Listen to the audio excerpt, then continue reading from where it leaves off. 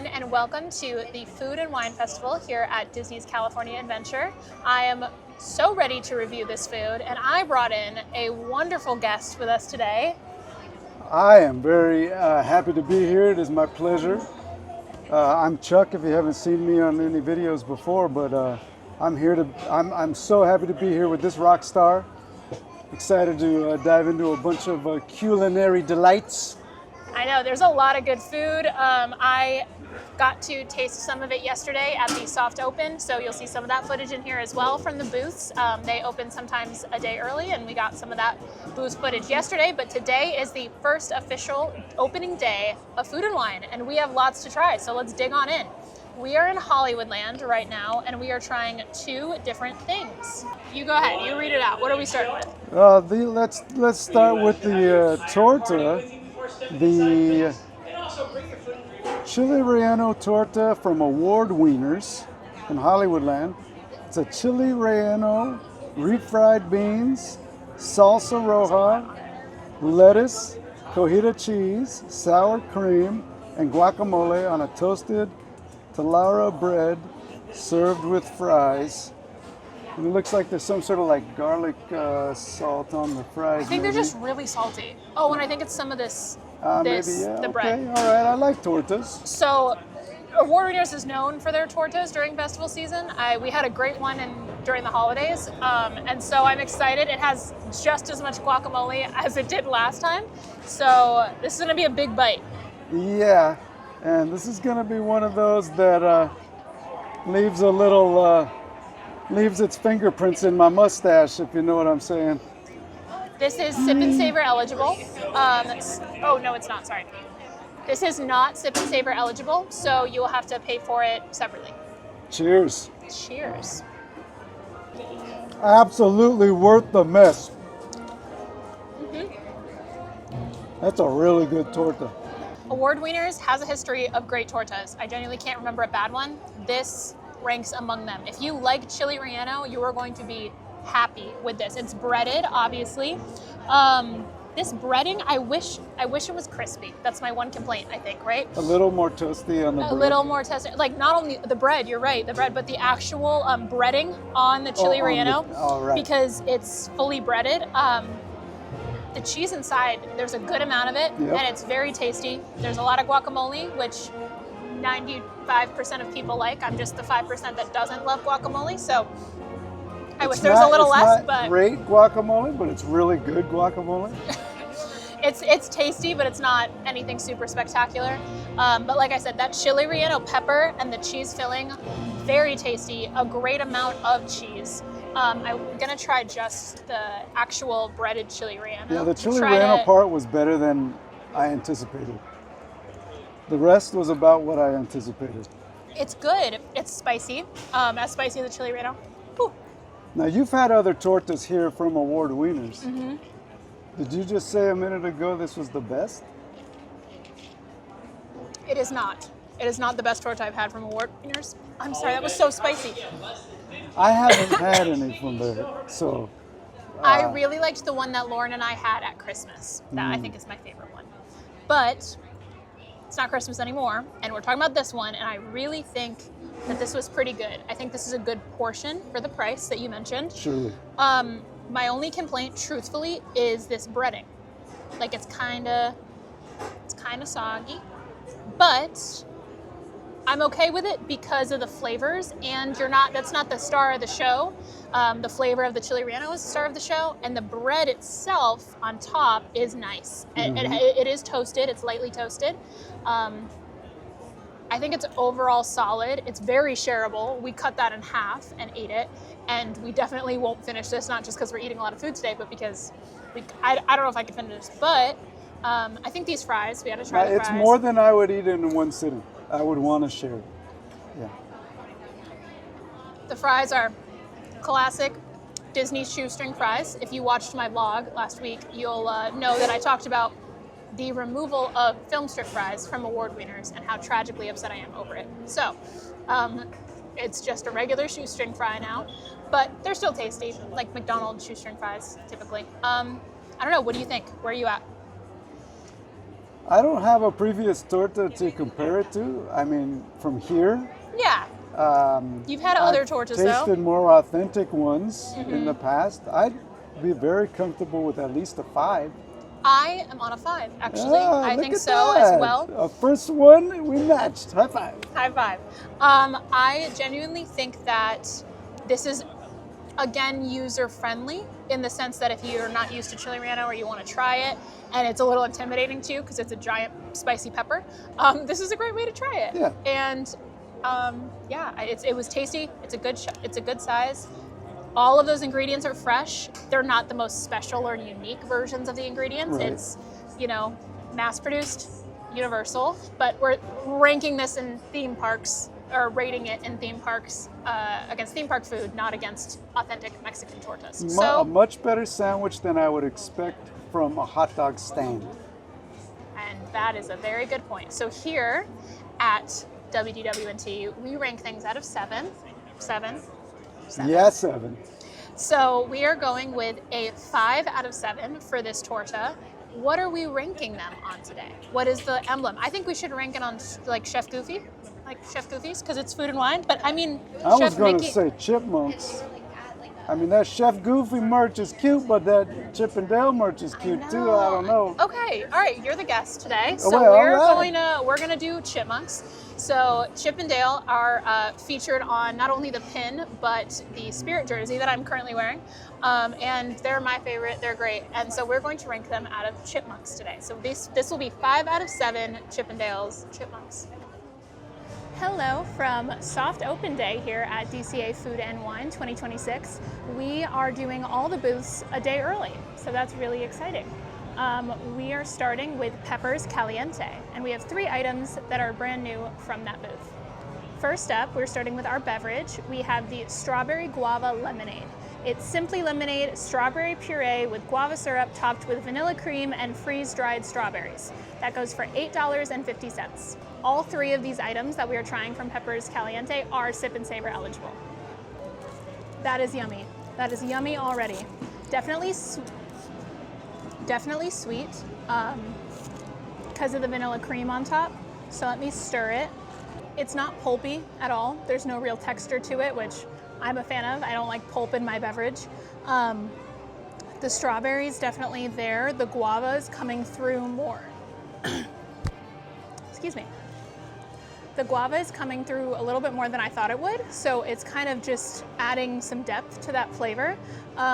Stirring in the vanilla cream is really nice. It's kind of giving an Italian soda without the soda water type feel to it because you're adding in that cream. I think that guava syrup is definitely taking out that bite, and it's making it pleasantly sweet, but definitely still tastes like fruit. So no real artificial flavor, but sweet. If you're looking for something like this, it's not surprising. It's exactly what you would expect to be tasting when you order something like this. And I enjoy it as someone who likes strawberry, guava, vanilla cream, freeze-dried strawberries. It's not particularly special, but it is very tasty. We are going with a 6 out of 7 for the Strawberry Guava Lemonade because it's very tasty. It's exactly what it says it is. It's losing a point because it's not very surprising. It's not very unique. It's just exactly what you would expect by mixing strawberry, guava, and vanilla.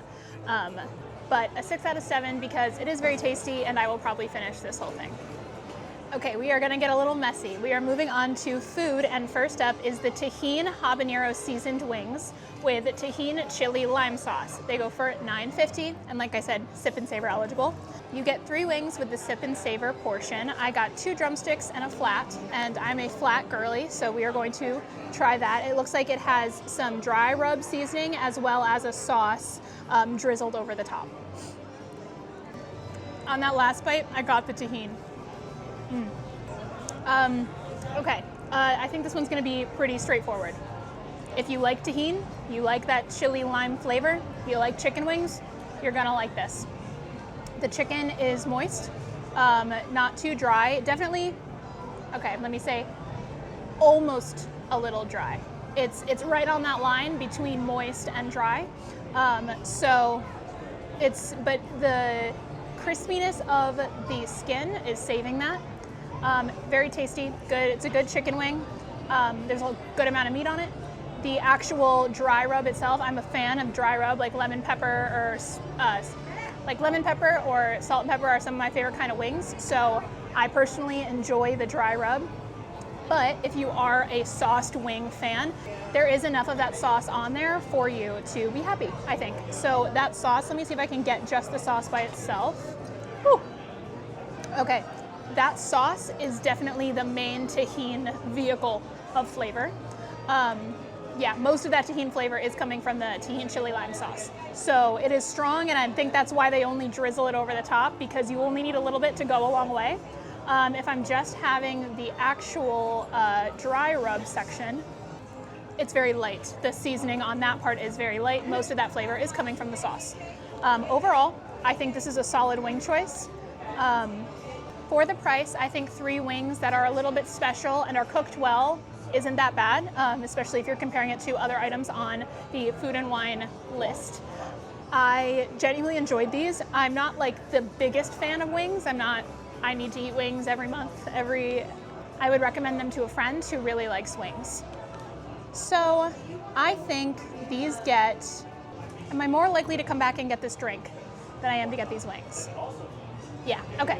We are going with a 5 out of 7 for the Tajín Habanero seasoned wings, specifically because the price. You're paying $10 for only 3 wings, and that's gonna knock it down those 2 points for me. However, they are very tasty. That habanero is subtle, and I'm tasting it on the back end right now, but it's there. The Tajín is mainly the front flavor with that sauce, but the dry seasoning is delicious. The wings themselves are great, and I don't think you'll be disappointed if you get them. It cannot be a 6 because of that cost per value ratio. So they'll be getting a 5 from me. All right, last up from Peppers Caliente, we have the Ramen Mac Cheese. Apologies for my pronunciation. The furikake crumble, fish cakes, green onions, and chili crunch. And it comes with a like spicy sauce on the side. So we're gonna try it without. I'm tasting that dried onion the most. I somehow kind of get that ramen broth. That's crazy. I'm sorry, I hate fish cakes, so I will not be trying those. I can't do it. I do not want to see you to see me gag on camera. So I will not be trying the fish cakes, but they smell fishy, and they are jelly-like consistency.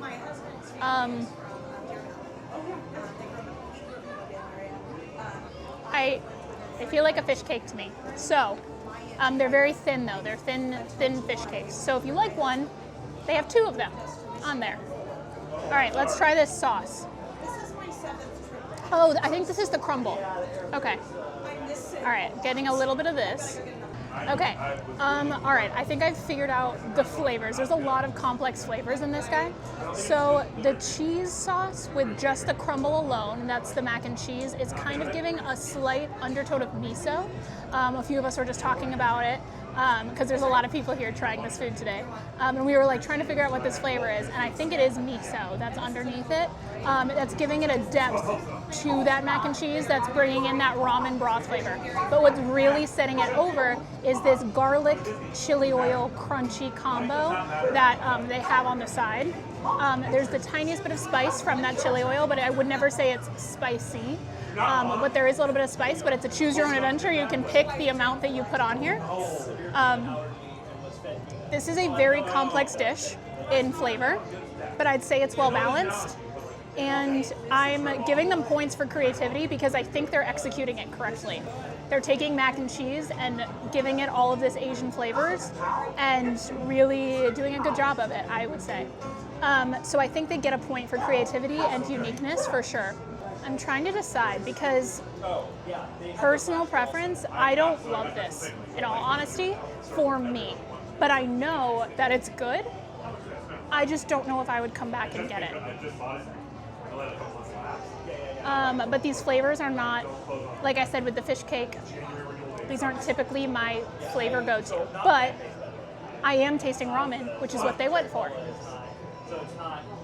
Okay, I'm gonna give this a 5 because taste-wise, flavor-wise, for my personal preference, I would probably give this a 4, just right off the bat. A little above average. I'm not mad that I'm eating it, but I wouldn't come back for it. But it's getting bumped up that point for, like I said, the uniqueness, the complexity of the flavors. So we are going a 5 out of 7 for the Ramen Mac and Cheese. I think they did a great job with it, and if you like these flavors, you will definitely enjoy it. We have come to the next 2 festival marketplaces. Up first, we have Golden Dreams, and we are trying the Tiki Spritz. Now this one is not sip and savor eligible because it is an alcoholic beverage. This is $18. It's dark rum, an Italian aperitif, pineapple juice, guava nectar, guava syrup, sweet and sour, topped with Sprite, and garnished with a pineapple wedge. So, I'm guessing typical tropical tiki drink. So we're gonna sip from the top and then we'll stir. Okay, I'm tasting that aperitif right off the top. Let me give it a good stir because I think this one's gonna need a good stir. Okay, for a tiki drink, it's definitely not very sweet. The only sweetness that you're getting is that undercurrent of pineapple and guava. Is there actually pineapple in there, or is there just a pineapple on top? Yes, okay. The pineapple juice and the guava is very subtle, but it's there. But it's definitely the base of the drink, but the flavors are super fresh and not super sweet at all. It's not that sickly sweet pineapple flavor. The sweet and sour is almost non-existent. The Sprite is also almost non-existent. I think it's just giving a slight bubble, but the main flavor I'm tasting is the aperitif and the rum, truthfully. I'm guessing it's something like an Aperol. It's probably not Aperol, but something along the lines of an Aperol is definitely the main flavor here. So you have to like that bitter, fresh flavor that comes with an Italian aperitif. The dark rum is there. It's kind of the middle flavor on this drink. Top definitely being the aperitif and rum being that middle depth of the flavor. And then all the fruit is underneath. That being said, I think it's pretty well balanced in terms of the fact that it's spirit forward. It's well balanced if you like a spirit forward cocktail. If you want to not taste your alcohol, this isn't the drink for you. It's very fresh. It's great if it was a hot day or you're looking for something refreshing that still has that rum cocktail style of drink. I am pretty surprised for a tiki drink, honestly, to not be super sweet. And I know that not all tiki drinks are very sweet, but we are at a festival and that tends to be the theme. But after Lunar New Year, I'm going to have to change my thinking about at least DCA festivals because this is, again, probably going to be a broken record of me saying these drinks are not that sweet. Overall, I enjoyed it. I like that a tiki drink is a little more complex than usual. I'm giving this a 4 out of 7. And no, that doesn't mean I don't like it. It just means that I think it's solid. It's a little unique because of that Italian aperitif, but it's not super spectacular. It's not super special. So it's above average. We're going with a 4, but it's not something I think you absolutely have to go out of your way to get unless these flavors are your particular favorite combo.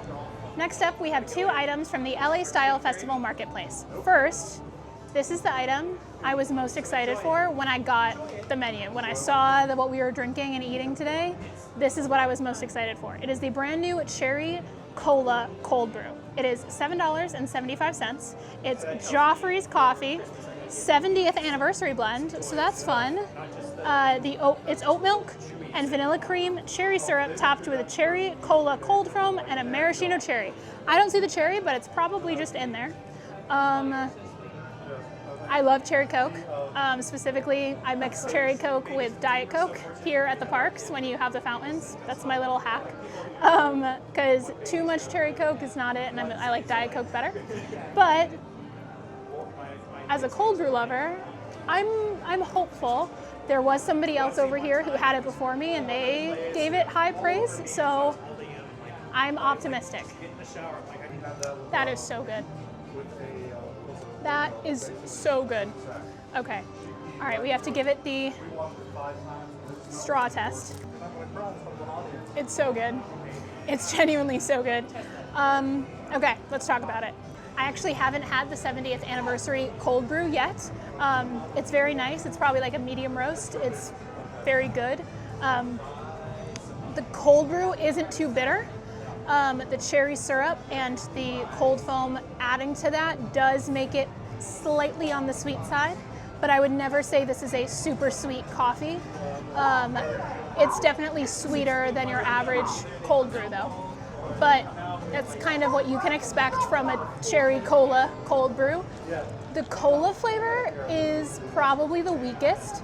I don't really get cola from this, maybe a little bit on the back end. Like right when you're swallowing, there's a little bit of that like cola specific soda flavor, but the overwhelming flavor is obviously cold brew, as you would expect. And it's a good cold brew. I think they got a lot of compliments on their 70th anniversary brew. Joffrey's is always great, so no surprise there. And that cold foam on top is, the cherry flavor is a little bit more luxurious, like a Luxardo cherry or something that's a little, I don't know, richer in flavor. It's not a super sickly cold medicine sweet cherry. Long story short, it's very good. I think this is a 7. I think this is a 7. Not only because I really enjoy it, but it's also doing exactly what they set out to do. I taste the cold brew, I taste the cherry, I taste a little bit of that cola, and it's unique. I haven't seen something like this before. I'm sure someone has done it, but I haven't seen something like this at the Disney parks, so that's kind of nice. And it's giving a little bit of a vintage feel to it, making it cherry cola. So I'm a big fan, and I think this is very deserving of its 7. Next up from LA Style, we have the Carbonara Pizzetta, which I think is just a very small pizza. And I love carbonara, so I'm excited. I wanted to mention that both the Cherry Cola Cold Brew and the Carbonara Pizzetta are Sip and Savor eligible. So this one is $8, and it's white sauce, Neseki, I'm so sorry, I cannot pronounce that. Nueske. Newskis? We're gonna go with Newskis. Newskis, applewood smoked bacon, and a black pepper drizzle. And I can't wait to dig in. Okay, that bacon is super smoky. That's the first thing I'm tasting. I got a bite with a lot of bacon on it, and very, very smoky. It's very flavorful. There's a lot of flavor that you're getting all at once. I taste garlic, I taste onion, I taste salt and pepper. That cheese is kind of like a funkier cheese, like an oaky, nutty cheese. It doesn't tell me what the cheese is on here, but I would guess there's definitely Parmesan on here, and it looks like some red chili flakes. Yeah, there's red chili flakes on here. And whatever that cheese is on it, I mean, what's on carbonara? What's the typical cheese on carbonara? I cannot think of it to save my life right now. I know it's Parmesan, but there's another cheese on here that's making up the cheese of the pizza. It's really oaky and really nutty, and it's adding to that robust flavor that the cream sauce and the smoked bacon are giving. Again, a very complex flavor profile, just like that Ramen Mac and Cheese. They are really doing it this year in terms of their new food. They're going there. And I think they did well. I was a little worried on my first bite that this was going to be too salty, but that's not the case. It is a lot of flavor though, but it tastes like you're taking a bite of carbonara, like spaghetti carbonara. So they definitely nailed that. I really do like this sauce, the white sauce that's on there. It's almost giving it's just an Alfredo cheesy sauce with. It almost tastes like cacio e pepe, actually, because there's so much black pepper in there. So that element's there if you like those flavors as well. It's a decent size. I mean, I don't know if this would be this could be shareable if you have a fork and knife and you cut this into 2 or 3 pieces. I think for $8, well, I guess how much is a slice of pizza here? Probably about the same, but I think $8 is maybe a little steep because it's kind of small, but I mean, it packs a punch in terms of flavor and it's decently hearty. So I would say it's okay. It's not the greatest in terms of cost for value. A lot of black pepper, so you gotta like black pepper if you're gonna try this. This is gonna be a 4 because I think flavor-wise and my personal preference, I don't know if I'd come back for this one because it's a lot of black pepper and it's super smoky with that bacon, and neither of those things are my favorites.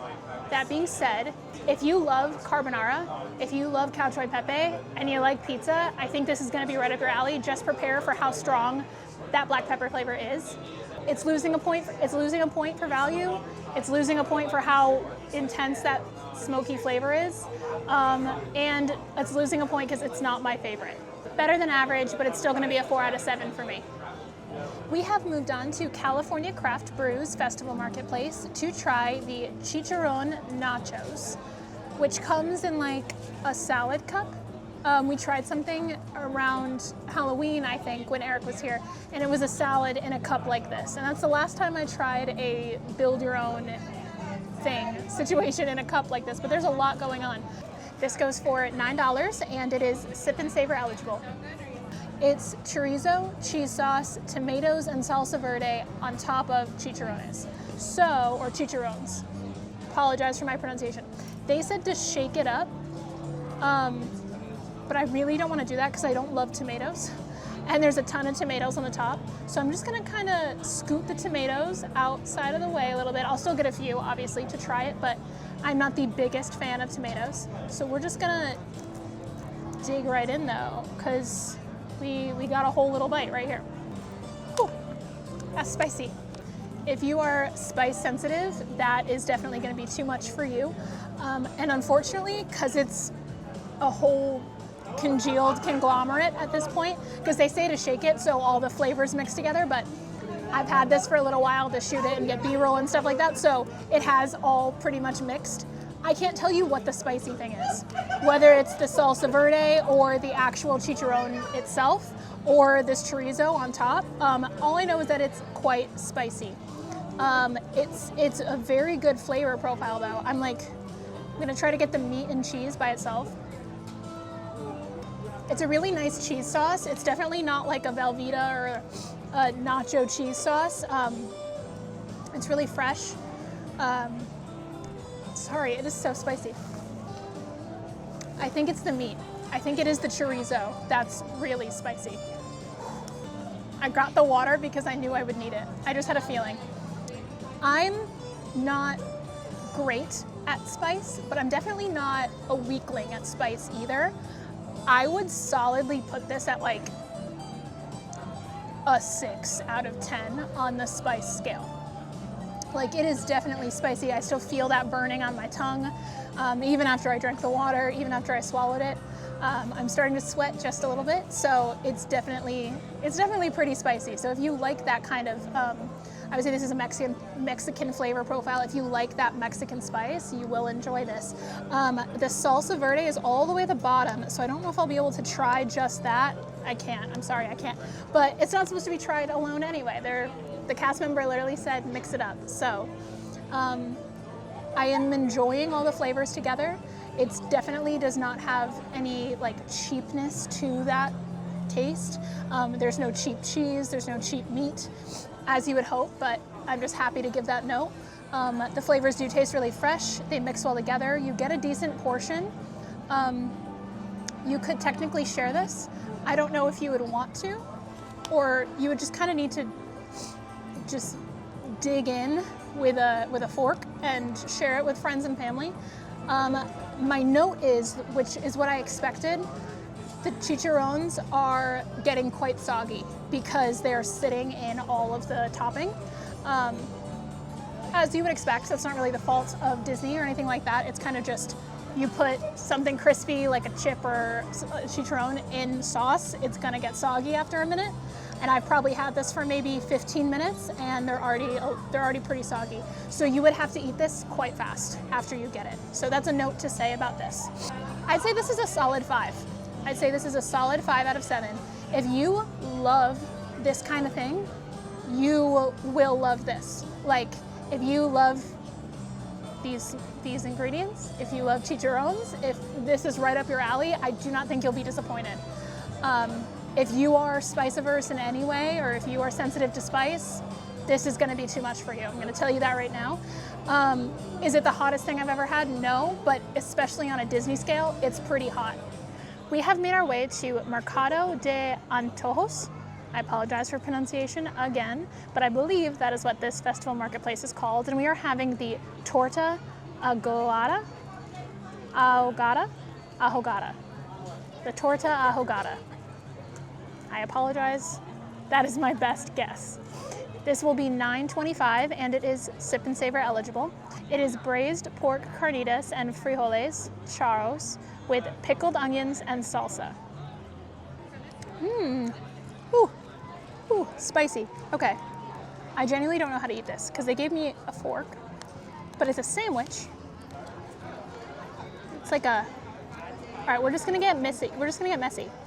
I think this is not the best vehicle for what this is. Like, I think they shouldn't have put it sitting in the salsa because the bun is pretty soggy. And I understand I took B-roll of this first, so it's been sitting for maybe 10 minutes. But I feel like most people don't eat it the second they get it. So the whole bottom half of this bun is extremely soggy. The big perk is that you get a lot of carnitas. Like, there is a lot of meat in there. So that's a perk, that's a plus. But I'm struggling to get over this bun, the torta situation. Because I wish it wasn't in the salsa.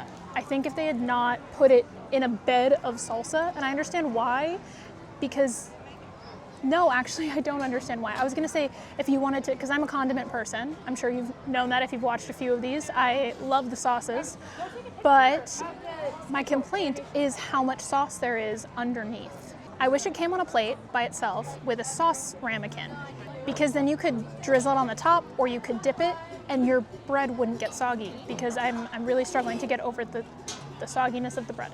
But the carnitas itself, let's try just that. The carnitas itself is very tasty.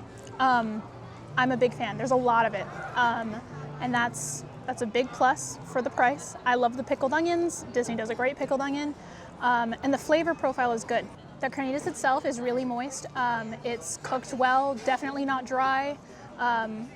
I am a big fan of that carnitas, and carnitas is not normally my favorite meat. So I'm pleasantly surprised with the actual carnitas itself. Like, it tastes really good. The salsa is pretty spicy by itself.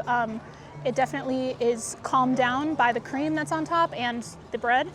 So it's not overwhelmingly spicy. It's not as spicy as the chicharrones, but I would still say it's probably like a solid 3 to 4. It's definitely a medium spice. So if you're sensitive to spice, again, watch out for that one.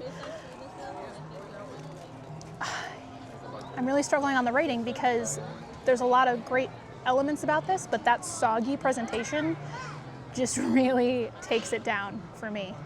I think I've landed on a 4. So this is gonna be a 4 out of 7 for, I'm sorry, I'm not gonna say the name again, the torta from the Mercado de Antojos.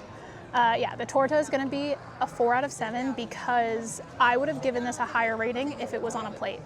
Absolutely. I might have even given it a 6 if it was on a plate, because the actual food flavor is quite good, but you can't give me soggy bread.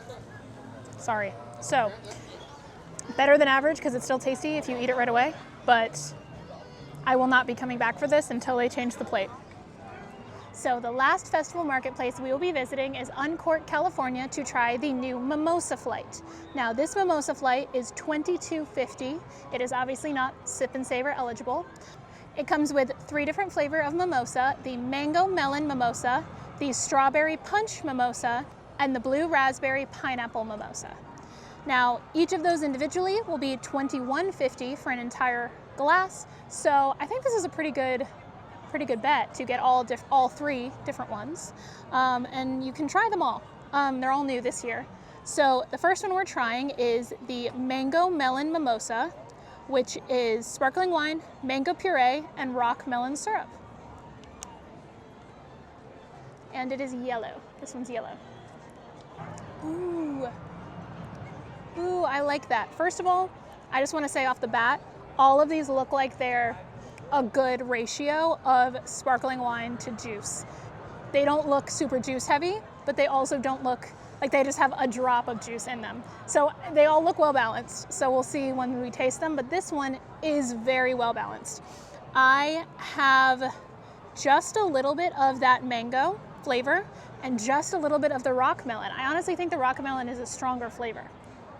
Yeah, I would never say that that's really sweet even. Like not even, like there's only like an essence of fruit. So like probably less sweet than your typical brunch mimosa for that one. The mango is very subtle, so is the rock melon. And the first flavor I get is definitely the sparkling wine. I really like that one. I think that's honestly really good. I think that's a 7, to be honest. It's extremely well balanced. It is not overly sweet. The only sweet that you're getting is just the flavor that there is fruit present. The mango, very subtle. The rock melon, really tasty, but still pretty subtle. If you like a mimosa, you're gonna love this one. If you're used to a mango mimosa from a restaurant that's pretty sweet, this is definitely not gonna be that. So if you don't like tasting your sparkling wine, I don't think that's for you. But I think most mimosa lovers would love that. So that's getting a 7 from me. Next up in our Mimosa Flight is the Strawberry Punch Mimosa, which is sparkling wine, strawberry puree, and simply fruit punch. I think there is a little bit of strawberry seed in there. There's some strawberry seeds in the bottom of that. That one's quite puckery.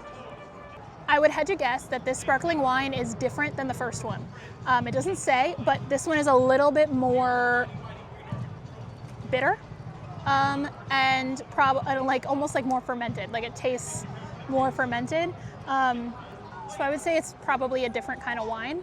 The strawberry puree is not very strong on this one, or the fruit punch. These are very spirit-centered mimosas with the additive of the fruit just kind of whispering its way through there. But if I was blindfolded and I drank that, I would not guess strawberry, to be honest, or fruit punch. So it's a little dishonest, I must say, but decently tasty. Not as good as the first one at all. I probably would not come back for that one. Yeah, yep. That one's a 3. Big stretch there between the first one and the second one, a 7 and a 3. But the Strawberry Punch Mimosa is no strawberry, really. Maybe like a really tart, unripe strawberry. Like if you've ever bitten into a strawberry and it's super bitter and it's not ready to be eaten, that's the element of strawberry that's in this. I'm not a fan. I think it's definitely less than average. Kind of just wine heavy and not even a good wine at that. So 3, because I personally think it would be a 2 for me, but I'm giving it a little bit of a bump for taking the bias out of it and understanding that this is a well-balanced cocktail, and it's not overly sweet. So points for that, but no, that is a 3 out of 7. I will not drink that one again. All right, last but not least is the Blue Raspberry Pineapple Mimosa. It's sparkling wine, blue raspberry syrup, and pineapple juice. It definitely smells like blue raspberry, so we'll see if it tastes as artificial as it smells. Okay, there it is on the back. I was gonna say it smells more blue raspberry than it tastes. No pineapple at all. I'm not getting any pineapple. I think for all of these, I'm tasting one of the fruits that it says it is and not at all the other. Like for the mango melon, I was tasting melon and very little, if any, mango. For the strawberry fruit punch, just a bit of strawberry and no fruit punch. And for this one, just blue raspberry, again, super subtle, and no pineapple. and I love pineapple. So I'm looking for it. I'm looking for those notes, and I'm not getting it. Again, not sweet, definitely spirit forward. That wine is for sure the strongest flavor. I think, again, this is a different wine than the other two. I think it's 3 different sparkling wines. They're not listing what they are, but maybe I'm crazy and that's not the case, and it's just whatever flavor combo that they're adding is changing the flavor profile of the wine. But all 3 of these taste like different wines, and I drink a decent amount of wine when I do drink. And I was a bartender, so I kind of would have to guess that is the case, but who knows, I could be wrong. I like this one more than the strawberry. Still, neither of them come close to the first one for me. I think the wine on the first one's just better. All right, we're doing science now. Yeah, no, for sure. They're not saying it, but I would bet a lot of money that these are different wines. And that one is just significantly more pleasant to the palate than this one is, or the strawberry. But this one's still better than the strawberry. I'm gonna go a 4 for this one. The blue raspberry pineapple with no pineapple. Points for not being super artificial. And again, all of these get points for how balanced they are and having the right amount of fruit to wine ratio. But it's fine. I would give it a 3.5 if I could, because it is, I think, straight down the middle in terms of a cocktail at the festival. If you love mimosa and you love blue raspberry, I think you'd probably enjoy that. But I, again, probably wouldn't come back for it, but there's nothing wrong with it. It's really straight down the middle, but I'm giving it that little bump for, again, being well balanced. So that is a 4 out of 7. So we were kind of all over the board for this Mimosa Flight, but the clear winner for me is this mango melon. As a total flight, I think I have to give it a 4 because I think it's better than average, but just a bit. I would never say, go out of your way, get this whole flight. I think it's kind of fun to do any of the flights at any of the festivals because you're trying different things. Like I said, it's $21 for the flight, or sorry, $22 for the flight, $22.50, and $21 for just one. So if you're coming to try, I think the flight is way better of a deal. If you're dead set on getting a mimosa, because you can try all 3. But truthfully, I would just get the mango melon. I think it's far superior than the other 2. So this is a 4 out of 7 as a total flight for not being that creative. It's kind of just sparkling wine and some essence of fruit. But I wouldn't throw it away, and I didn't hate any of them. I really didn't like that strawberry one, but I still didn't hate any of them. So a total 4, and then I gave you my individual ratings for those. But overall, you could miss this one. We are in San Francisco Square to sit while we try this item from the cappuccino cart. It is the Ube Latte with Matcha Foam, and it looks like spring in a cup. It does. It's purple and green, and I'm excited for that. This goes for $7.75, and it's ube milk with matcha cold foam. And we always start with the sip for our drinks, so we're gonna sip it. You can sip on that side. Go ahead, take your first sip. This is when my mustache gets really interesting. That's what we got the napkins for. The green, the matcha is very thick, very thick. But the ube did come through. I got some ube. I really like that already. Okay. That is a fantastic flavor, but I am just embarrassed with how thick that is in my mustache right now. My goodness. Here, go ahead and clean it up, and we'll wait to talk about it. Yeah. Okay. Welcome back. We had a clean up on aisle ube, and now we are ready to go with straws. Aisle matcha. Mustache matcha. Matcha mustache. I really love taro milk tea, and I know this is ube, not taro, but it's reminiscent of that flavor. You like it? It's very earthy. Sugar cookie. It is sweet. Yeah, there's like I'm gonna try just the matcha foam on top. I mean, we got that with the sip, but the ube, I get more sugar cookie than ube. I mean, the ube's there. It's subtle. It's subtle. Like I said, that's why it reminded me of taro, because the taro milk tea is soft, but sweet and soft, but it's that subtle earthy flavor underneath. And that's what the very first sip reminded me of. The matcha on top, try just the matcha. Yeah. It's sticky, but it's yummy. It tastes just like matcha, but it's not bitter or like grassy. And sometimes matcha can be bitter and grassy. This is actually a really nice matcha. My guess is they probably added more to the cold foam to make it sweeter. What are your thoughts? And I want to mix it. Yeah, let's mix it. Like, because the earthiness of the matcha comes in late. Yes, I fully agree. And the earthiness of the ube comes in late. The matcha's a little stronger than the ube, but the first thing you taste is the sweet, both times. But neither of them are like artificially sweet. It's a very natural, it tastes subtle. naturally sweet. Yeah, like a very natural, subtle sweetness. I'm not hiding the fact that I really like this, but I also love matcha. No, that's when I would actually buy again. Right? Yeah, no, it's really good. Like, I'm gonna get this probably every time I come for the food during the festival. That's high praise, guys. So that's high praise. I can't not give this a 7. Just making a mess. I'm gonna give it a 7.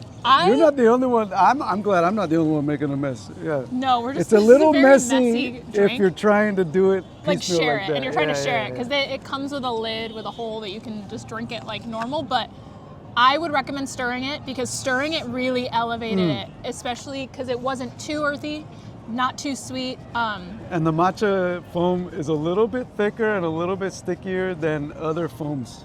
Yes, that's true. Disney has a habit of really thick, sticky cold foams. I had that yesterday for the soft open with the cold brew and the cherry cola cold brew. It was a really thick top on that. And something else, the strawberry one also had a really thick top. So they like their foam tops to be really sticky, but on this one, I think it works because the ube is thick itself. It's almost giving like a really light smoothie almost or something. I don't know. It's almost like a watered down smoothie. A watered down smoothie because it's not textured in any way. Like it's not mealy, but it is thicker than a typical refresher or a typical drink. Overall, I would agree with you on your 7, specifically because ube and matcha are controversial flavors sometimes. Those can be off-putting to someone. They balance the sweet and the bitter. They really did on this. They did a good job of balancing that and making those more approachable. So if you've never had matcha and you want to try a flavor of matcha, this is great for you. If you stay away from matcha because sometimes it's too bitter for you, I still think you could handle this. And that ube is just really nice. If you want something a little different, if you want something earthy and sweet, this is your go. So a 7 for the ube matcha latte. We are in Hollywoodland and we just hit Schmoozies for their festival offering. Schmoozies, yeah, the Mickey-shaped banana hazelnut waffles. $11.29. Mickey-shaped waffles with chocolate hazelnut filling, topped with banana, whipped topping, and powdered sugar.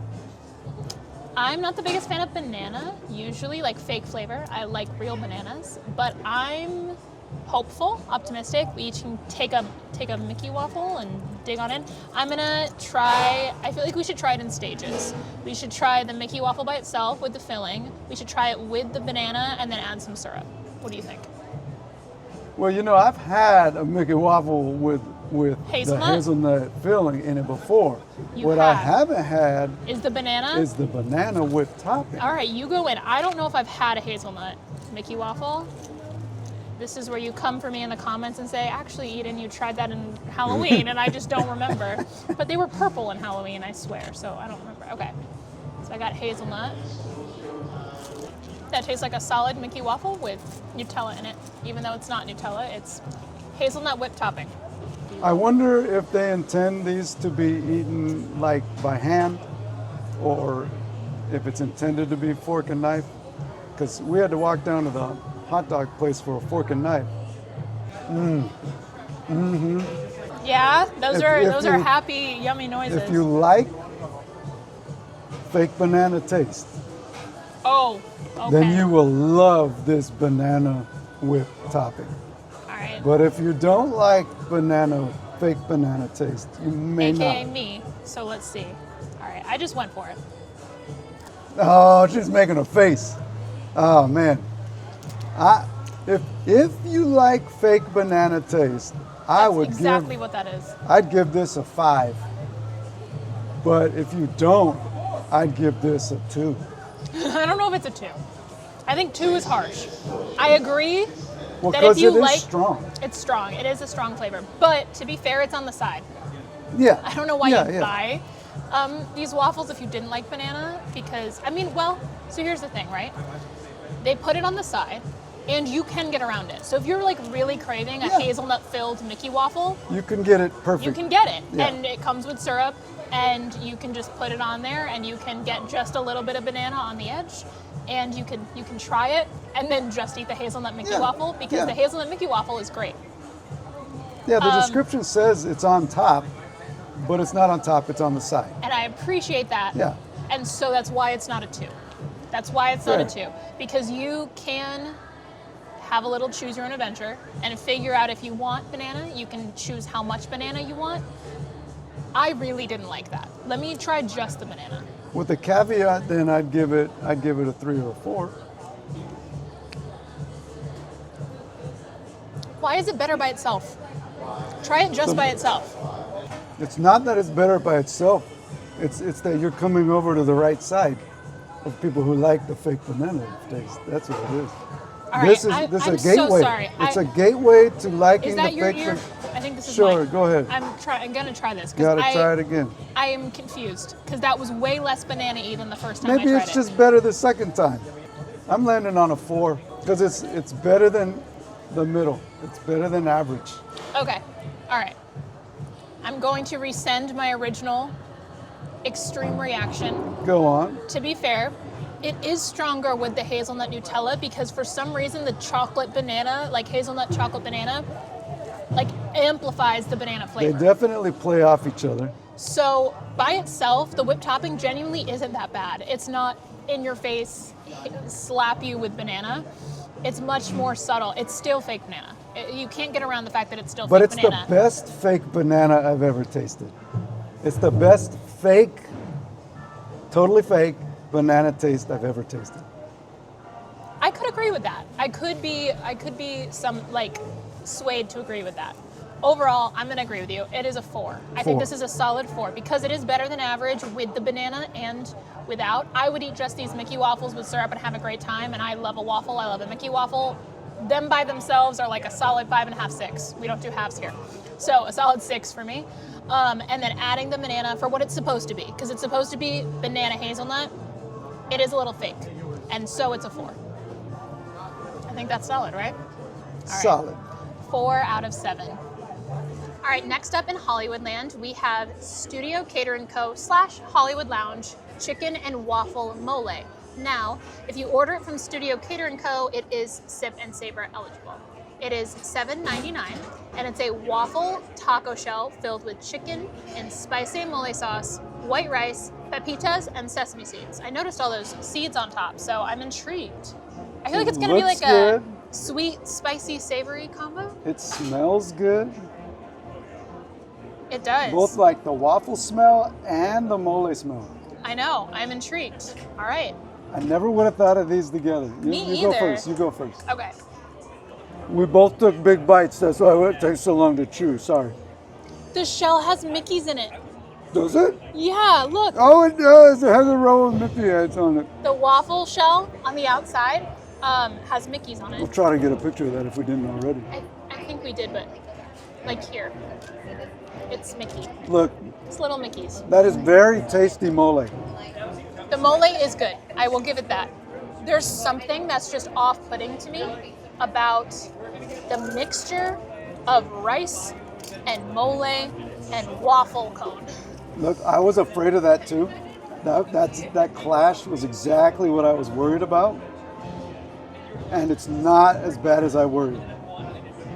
Like, I thought it would be worse. But I actually liked it. I actually would order that again. And I could finish. I could put down 2 or 3 of those in a sitting. I really like that. Well, you are probably going to say this rating then, because I was not a fan, to be honest. I just think it was too much of a clash of flavors. I think individually, I like all of these things. Yeah. Individually, I like, this is a good mole. Individually, I love rice. And it's just a classic white rice. It doesn't really add much. And the seasoning on the top made it even better. I have to say, the pepitas and the sesame on top was nice texturally for a crunch and also flavor-wise. It's spicy. I have to say, both of these things were a bit spicy. The chili relleno was spicy, obviously, because it's chili relleno. This is probably spicier than one might expect. I would agree. This is like a sleeper. Sweeter than one might expect. Because of the waffle cone. Yeah. Yeah. So. Which is an interesting clash. It's a negative clash for me. Normally, I'm a fan of sweet heat. I don't mind that combo. There's just something about white rice that's like plain and doesn't have any flavor. A waffle cone and mole, I think this is a miss. No, I hear your texture observation. It and is flavor, a real honestly. thing. The texture clash is a little like whoa, like, but it's rubbing me like a whoa intriguing way, and it's rubbing you like a whoa uncomfortable way. Like, that's why I can't say a 6 or a 7, but I would say a 5. See, I was in a 3, so can we compromise on a 4? We can, because at least we're admitting it's a little bit better than in the middle. Okay, Yeah, I can agree 4, that 4. take my personal bias out of it. I do think this is going to be weird for a lot of people, but if you like it, you like it. I think a 4 is fair, because I would put it at a 3. You want it as a 5, so I think a 4 is a very fair ranking. And the point I am very easy to justify is for uniqueness. It's very unique. You probably won't find this many places, and I'm giving it to the Disney culinary team for creativity. But yeah, a 4 out of 7 chipmunks. We have made our way to Avengers Campus to try 2 more festival offerings from Pim Test Kitchen and Terran Treats. First up is the spinach and artichoke grilled cheese, which is spinach and artichoke on Parmesan crusted sourdough served with potato bites. And let me say, this crust looks gnarly. Yeah, the bottom is full of very, very crisp cheese. Lots of crisp cheese. And this is $14.99 and is not Sip and Savor eligible. And it comes with potato barrels. So, AKA tater tots. tasty tater tots. Tasty tater tots. All right. Cheers. Cheers. Ooh, look at that. Look at all that. You give me some nice toasted Parmesan like that, I'll eat it all day. I like the artichoke in there too. The toasted Parmesan adds a really nice texture and flavor to something that would have been okay. Yeah. But the toasted Parmesan, having that on top definitely elevates it. Absolutely. All right, let me get one more bite of more artichoke. This is solid. I genuinely think if you like spinach artichoke dip, you're gonna like this. And the artichoke is so subtle, even if you didn't like it, you might like this. I'm not a huge fan of spinach artichoke dip. I am not a huge fan of spinach and artichoke dip just because I don't love those big chunks of artichoke that can sometimes be a little There's none of that. too tangy. Yeah. It's really user friendly. That's kind of another theme we see going on here, is that a lot of these are more complex flavors that can be intimidating. Artichokes can be intimidating to some people. This is definitely a more user-friendly way to introduce yourself to that. Yep. Develop a taste for that flavor. The Parmesan crust is the saving grace on this. Absolutely the best part. The best part, it's elevating it texturally and flavor, like I said. And it's my one complaint is that I wish it was cheesier. Is that crazy? No, I could see, it seems a little bit like the cheese is on the outside and the not as artichoke much on the dip is inside. in the inside. So yeah, because the inside is pretty much just artichoke dip in between pieces of bread, and I wish there was more cheese inside. And I think that's my biggest complaint. But it is very tasty and it's comfort food. So like on a chillier night, it's very sunny and like 80 degrees this week, but it will get chilly again. And when it does get chilly again, this will be an awesome option. You know, Eden, people across the country are going to watch this. Maybe we shouldn't say how hot it is here. today. That's true. It's snowing in Yeah. a lot of the country today. So we know we're very blessed with our California weather. But it's good in the heat, and it would be even better if it was cold. I will say. I wish I had like a soup or something to dip it in, but maybe that's too much. I would give this a 6.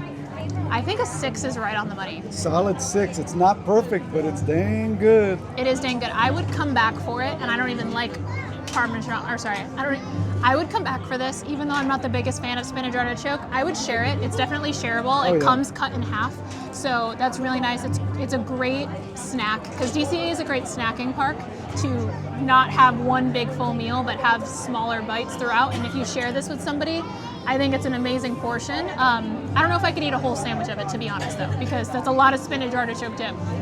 But I think it's pretty good, and I think a 6 is the correct answer. So 6 Chippendales for the spinach artichoke. What was that? I was imagining that they were across the screen right there. Yeah. I was like, what is this? I don't know what noises chipmunks 6 make. Chippendales right here. Moving right along to this nice tearing treat that these aliens made for us. The Pandan Latte Churro. I almost poured crispy, whatever this is, It everywhere. visually is stunning. Coffee, sugar, pandan whipped cream, and toasted coconut shavings. I so like excited. toasted coconut. Do you? No. Yeah. Not always. I'm not always the biggest fan of coconut, I but used to hate it. I wouldn't have bought it, but I love it now, and I'm excited. I don't like flakes of coconut, so I don't mind a toasted coconut. So, but I am very excited for this churro because I love coffee flavored things, and it's giving like the cousin of Dubai chocolate. That's kind of because we had a churro that was like inspired by Dubai chocolate, which is pistachio and the flakes on it filled with chocolate, and this is just reminiscent of that. So, and I really like that one. So I'm hoping this is even better because it's coffee. I'm excited for that coconut. I know, I got a good bite on the end with everything. Okay, cheers. Woo. Maybe I was a bit too excited. I think you were a But bit it's too okay. excited. It's okay. Why am I tasting like food coloring? Yeah, the green. It's the green, right? Yeah. I think I need to taste just churro with the coffee. Yeah, It's the coffee sugar that I'm tasting. the coffee sugar tastes a little burnt. It tastes like burnt coffee. Yeah. Why? Why did they do that? Hold on, I'm gonna try just the green. Well, maybe in different planets they drink coffee differently. Maybe we shouldn't judge. It's from an alien from outer space. The green is delicious. The green frosting is great. By itself. I Yeah. thought it was the green. It's but not. You're right, it's the coffee. Eat just this part right Yeah, here. I Take did. a bite. Yeah, I did, yeah. It tastes like they just put coffee grounds and sugar together and put it on this. It's bitter. It's really bitter. And I like coffee flavored. I know. Yeah. What's saving it is the green, and I don't really taste toasted coconut. Do you taste toasted coconut? I got a big bite of the toasted coconut and I barely tasted it. That threw me off. Maybe, I don't know. Oh, if it's there's so subtle. Yeah, I it's very subtle. literally just took a bite of only the coconut flakes, and it's very subtle. And there's a lot of them though. I wonder if there's some sort of like clashing flavor tone thing going on. Yeah, they're just very subtle. They're very good, actually. the I churro's know I good. said I didn't like toasted coconut, but those are actually quite good. I would like them on something else. Yeah. Like I would like that on a cupcake or ice cream. Like an ice cream treat would be nice. I think I would like this better if the coffee sugar wasn't better. 100%. It's ruined by the coffee sugar. We can't rate it on the fact that it's a churro with whipped cream or pandan flavored. It's because it's whipped cream is the thing. What's the whipped cream? Pandan Yeah. whipped cream. So the toppings are great. And I don't know if it's just the first day of the festival, so they're figuring out the coffee sugar, but that coffee sugar is rough. It tastes like burnt coffee grounds and sugar. Right? Like Yeah. that's not Like I want to give it a 4. No, worse. But like the coffee sugar's pulling it down to a 3 for me. This is a 3. Because it's still a churro, right? It's still a churro. And there's enough green pandan that you can cover the taste of the coffee sugar. And if you cover the taste of the coffee sugar, I think this is a good bite. That grilled cheese sandwich I would order again. No, it's not. This one I would not order again. Me either. We have come to Carsland to try the green pozole from the Cozy Cone Motel. It's at Cozy Cone Motel 5, the pop cone, and it is $8.49. It is sip and savor eligible. It's traditional Mexican stew with chicken and hominy served with chips and a lime. I must say, I think that's important. That there's a lime on there. We gotta drizzle that on top first. All right, I'll let you do that because all right. I'm not Privilege. I love pozole. Do you like pozole? I've had it a handful. Oh yeah, that was a real one. I don't love lime, so it's Oh, should I stop? It's okay. No, you're good. You get your bite from that side. I'll get my bite from this side. There you go. That's One a good side's compromise. gonna be a little more limey than the other side. Are you gonna do your first bite with or without a jalapeno? Without a jalapeno. Without. My first bite will be with. Okay.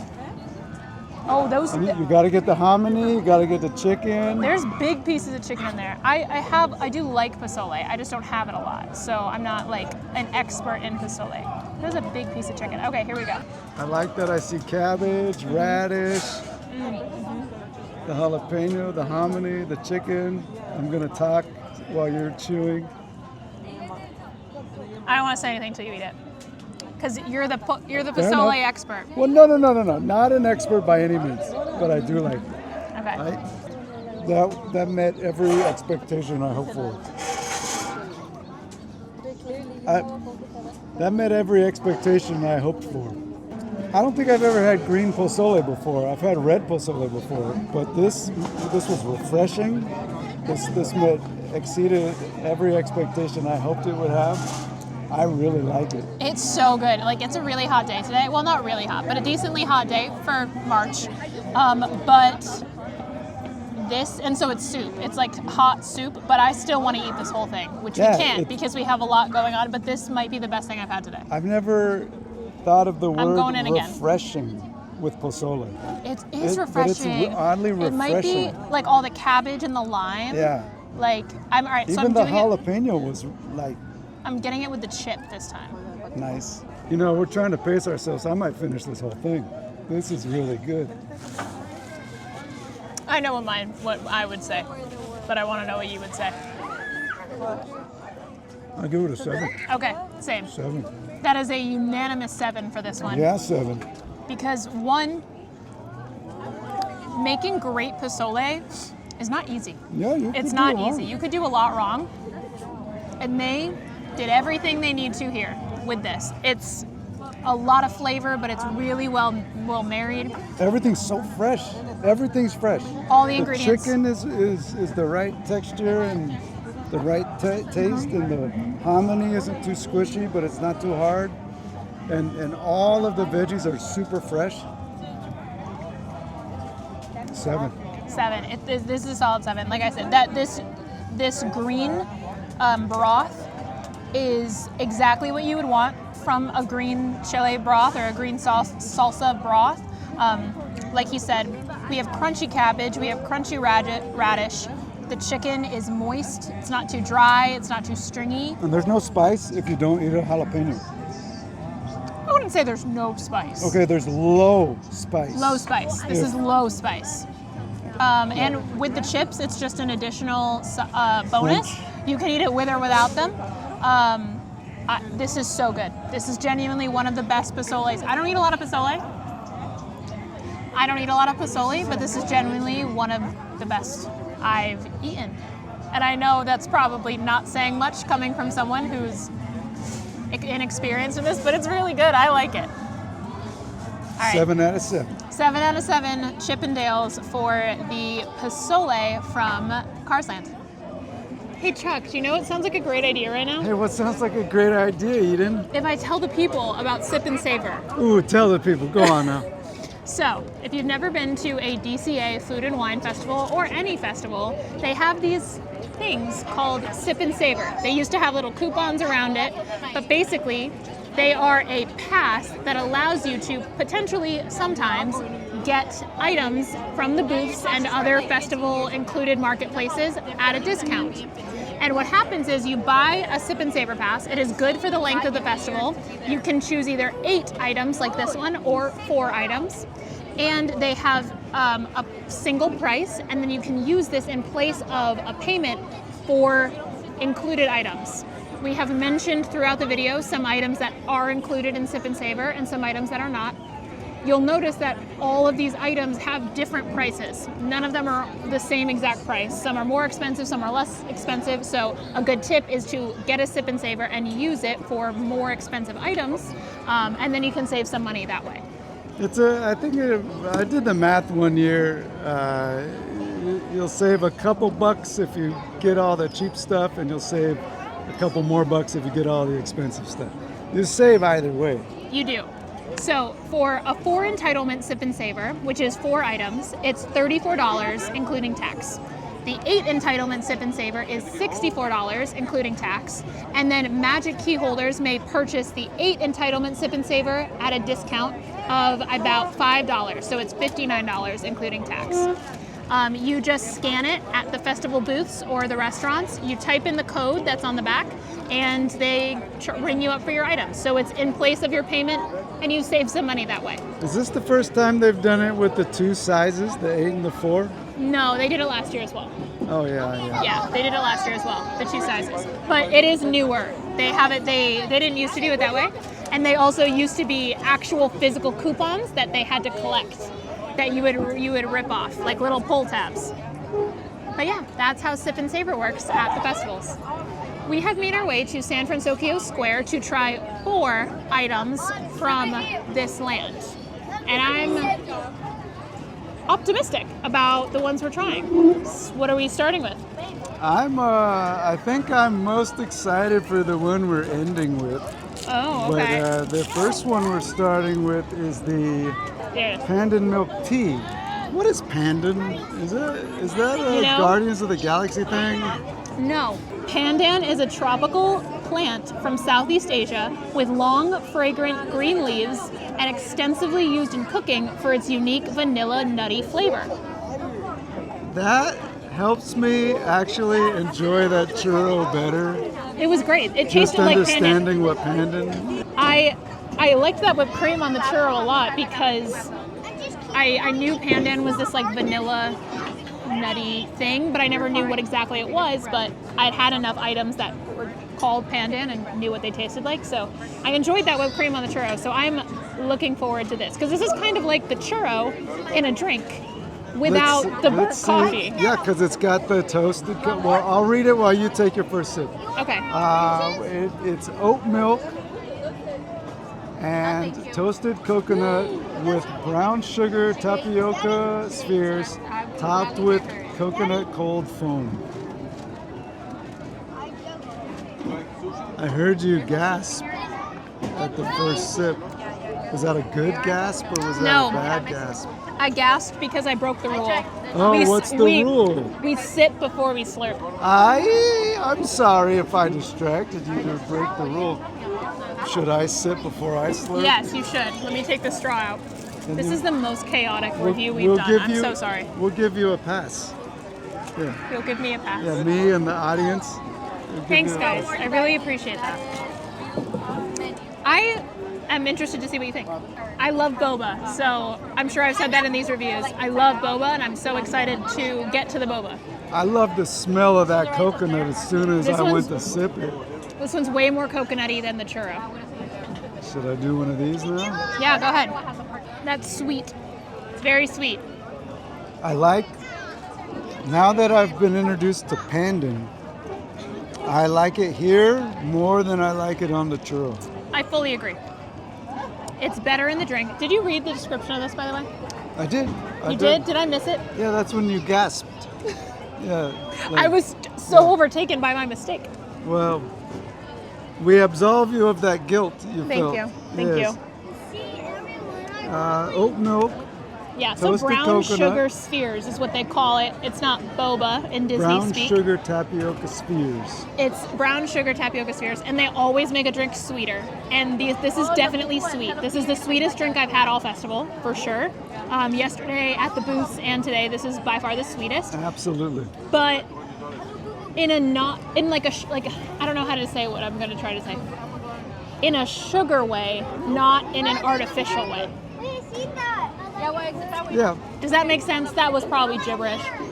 It doesn't taste like fake anything. Like, it doesn't taste like high fructose corn syrup. Right. It tastes like brown sugar Yeah. and vanilla. And so I enjoy that.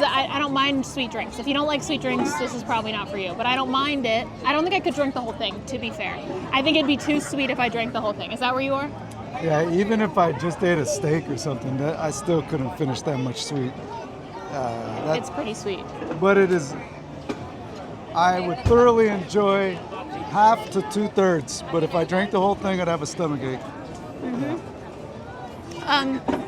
The main flavor is definitely pandan, whichever it is. But the smell of the coconut when you sipped it was... It's aromatic. When you mix it together, those flavors balance really nicely. It is not too coconut. It's not artificial coconut at all. Like, there's no artificial coconut. But the first sip, it's a lot of coconut flavor. And then mixing it together, it's just a sweet, milky coconut beverage with boba. That's the best way I can describe it. I'd give it a 6. I think a 6 is a little too high. Because we wouldn't be able to finish it. You said it yourself. We could not finish this. The taste is not perfect. Taste-wise, I'd give it a 6, but because I couldn't finish it, it's got to be a 5. High five. High five for that. This will be a 5 out of 7 chipmunks, specifically because it's really rich and a little too sweet. I think to finish the whole thing, but it's very tasty. And we enjoyed it.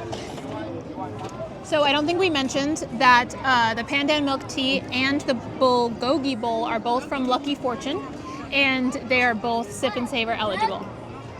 This is the Bulgogi Bowl. It is $15.99. It's bulgogi beef, gochujang marinated cucumbers. I love those. I'm so excited. Rice garnished with spicy mayo, crispy shallots, and sesame seeds. I'm excited. This is all. I'm excited. We're excited. This is right up my alley. I'm nervous that it'll be too salty, but other than that, I'm excited. You go first.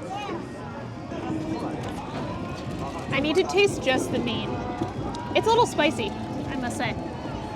I don't remember all the veggies being this fresh on everything in past festivals. All of these veggies are super fresh. I love that.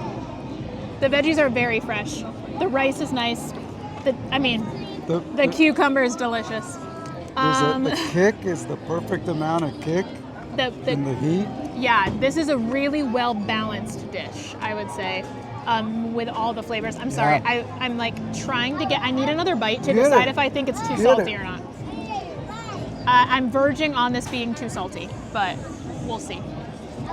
I don't know, after that milk tea, this is really balancing all that sweet. This savory is balancing that sweet. Maybe I could finish that milk tea if I ate this. Oh. The pickled carrots and the cucumbers and the radishes. I love that. I love this. The pickled veg is delicious. The gochujang is really moist and well marinated, not too dry at all, not too chewy. The rice is pretty nice. I think overall it's really, really well balanced. I was worried it was going to be a little salty, and I think the marinade of that meat tends a little salty, right? There's a little bit there, and there's also, it's spicy, but with the right amount of spice. But sometimes I'm worried about the quality of the meat here in the festival. Sometimes it's like too dry or too chewy or too weird, and this was all great. This is really great. I'm happy with this. I think they did a good job. Lucky Fortune isn't always my favorite. I'm kind of hit or miss. And I think this one's a hit. I think they did good on this one. Unless you don't like spice, I would give that a 7. I think a 7's a little high. You don't have to twist my arm to land on a 6. I think a 6. I think a 6 is more fair because think about the things we gave a 7. This is not as good as the pozole. Yeah, fair enough. This is not as good as the pozole. This is a 6. What else did we give a 7? I don't remember. We gave something else this morning. It's been that good of a day, folks. We don't even remember. It was the drink, right? Which one? The ube, the thing from the cappuccino Oh, yeah. bar. Is that still a 7 compared to Yeah, the pozole? yeah. It Yeah, is. yeah. And both of those had a wow factor. This one didn't have. But this one's a solid 6. Solid 6. That's exactly the perfect definition, I think, between a 6 and a 7. A 7 is like no complaints. Whoa. Yeah. Wow, no complaints. This is good. Solidly good. You will not be disappointed. It's everything that it promises to be, and they do it well, but it's just not that wow. So this is a 6, and those are some happy chipmunks. Those are some 6 happy chipmunks. Amen. All right, well, next we have from Aunt Cass's Cafe, we have the banana caramel bread pudding. $8.49. Banana pudding with caramelized butter sauce, whipped topping, and crushed vanilla wafers. Okay, that's what that is. So like it's like banana pudding. Yeah, and this is Right? not sip and savor eligible. Not banana pudding. Banana cream pie is what I was trying to say. It's like banana cream pie. Yeah, that makes more sense. Yeah, because that's like the Both vanilla. make sense, like, but that makes more sense. yeah, because I see the vanilla puddings right here. Very nice, very All right. nice. Nailed it. They nailed what they were going for. But I don't think it's going to be loved by a wide audience. Yes, But if you read the description, that is and exactly that's what that you is. want, you're going to get it. If you love banana cream pie, you This will is love good. this. Love it. Yeah, It's very well done. yeah. It's very well done. It's warm and just the right amount of gooey where it's not like mushy, but it's like moist and gooey for the bread. And then it's like the perfect layer of banana on top and in the center. The whipped cream is just enough. The Nilla wafer on top is really great. And I genuinely think this is the sum of its parts in a really well executed dessert. I don't like it, but that has nothing to do with my rating because I don't like banana cream pie. But if I did, I think I'd love this. Yeah, it is very rich, though. Very rich. It is one of those desserts I don't think I could finish, but great to share. I agree. Maybe even 3 ways. I think that's a Yeah. really good 3-way share. If that's what you want, you're going to really like it. With that caveat, I could give it a solid 5. But you might say that's high because you don't like banana. No. I think that's right on. I 5. think it's a 5 specifically because, it might. Here's where I'm hesitant, right? Because do I think most people love banana? No, I don't. I think there is a solid population of people that love banana, but this isn't super universal. And I've had banana cream pie that tasted more like natural banana, and this one tastes a little bit more like artificial banana. There is a little bit of that. But in a non-offensive way. It's like a really good artificial banana, like we tasted earlier. I think it's better than what we tasted earlier. No, it is. This is better than that. Yeah. I think this banana is more natural than the one we had earlier in the whipped cream. I'm really stuck on my rating. Well, you want to go down to a 4? No, I was gonna You wanna go go up up to to a a 6? but then you said the part about artificial banana, and I think that's Yeah. true. So you're right. I'm gonna Solid 5. I think you're right. Yeah, I think yeah. it's a solid 5, but It's better than just above average. yes. And if you love banana, you'll love this. I think this is, if you love banana cream pie and monkey bread, you're in heaven. Come get this. Otherwise, just okay. All right, we have come to our last item here at San Francisco Square, and it is from the Boudin bread cart, because if you didn't know, there is a Boudin bakery here in the park, and it's one of my favorite things. Mine too. I reviewed the horse bread when I did Lunar New Year, and I gave it a 7 because Boudin sourdough is a 7. So will I be shocked if the bunch of grapes pull-apart bread is anything but a 7? But not to It's sway hard. you. Yeah. But we're gonna pull it apart like it says, and I'm gonna, oh my God, look at that. It's so cute. Stop. It's like a perfect little, No, you go. Yeah. okay, That it's, bottom piece was perfect. that it's like a Like, you need to perfect take a little picture of triangle. that. I know. I'm gonna stop to take a video. And it like pulls. It really pulls apart so perfectly. Yeah. Okay. All Like, right. I want to watch them make this. I know. Okay, go ahead. We're gonna try it without butter, and then with butter. Oh, and it Good. like. Cheers. Oh my God, it smells so good. Oh, it's perfect. It's so good. I mean, it's hard to beat perfect. Like, I would imagine that every festival they have the same great sourdough. It's the same mix, same everything. It's the Just in a Boudin different sourdough. shape. And this is my favorite shape I've ever had in a Boudin loaf. Just because of the pull apart, It's so cute. it is. It's so cute. And It's functional. the perfect. It's functional because that horse. I don't know if any of Sometimes you it's too saw. hard to- I was ripping it. Yeah. I was like ripping pieces off of it Yeah. to try to make it. And this is perfect. It's so shareable. They're bite sized. You can take it home and wrap it up. I have nothing but great things to say. I wish I could give this more than a 7, but it's a 7. There's like 19 pieces. If you just 19 grapes, He counted that so fast. Try with butter. there's nothing wrong with it at all. And so, like, does it have the wow factor because you always know that they're always that consistently great? Does that mean it doesn't have the wow factor and it's a 6? Or is it just a 7 and I'm trying to find a reason not to give it a I 7? think you're trying to find a reason not to give it a 7. 7? Because you genuinely think it's a 7. Yeah, Okay. yeah. I was like, because if you're if you think it's a 6 and you're just like No, agreeing, you know what? Maybe their regular one is a 6 because it's hard to tear apart. But what makes this one a 7 is it's easy to tear apart. Boom. there you go. You heard it here first. Perfect. If you've never had Boudin sourdough, sorry. Harder, spongy, but you need to tear into it. Crust, soft, pillowy, almost moist middle. Tangy, sour sourdough, and perfect all the way around. 7 out of 7. Chippendales. Dale just came and say hi. 7 out of 7 Chippendales for the bunch of grapes pull-apart bread from Boudin.